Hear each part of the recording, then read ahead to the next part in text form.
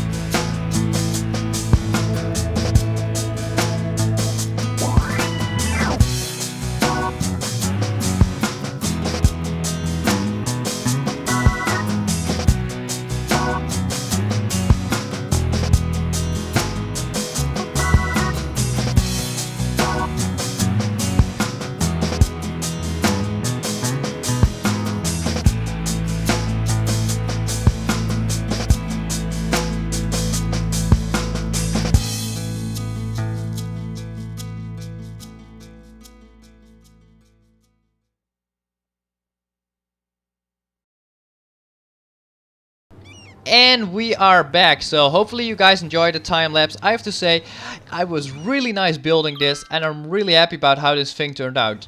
Just look at this bridge. Like, I downloaded a couple of props, and right now, oh, something disappeared, but I think that's just a glitch. But yeah, it just looks so freaking cool. It looks so amazing.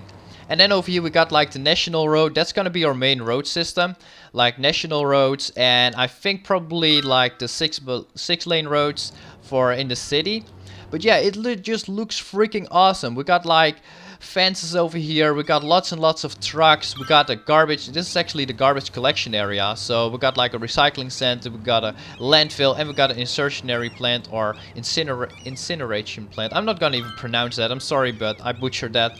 Anyway, what we also got are a couple of tanks where they can store like yeah, fluids and stuff. We even got like some sand that's being processed as well. We got some small biogas facilities, so yeah, that's freaking cool. It looks really nice as well, like with the cars and stuff, and with the concrete. It looks really nice. So what I did over here is, you see, I placed like those road blockers, and they can actually retract into the ground. and unfortunately that's not happening. But that isn't possible. But because of those little things over there, like the concrete things, that should be possible if a car yeah, drives close enough. They retract into the ground, and when the car's gone, they actually go up again.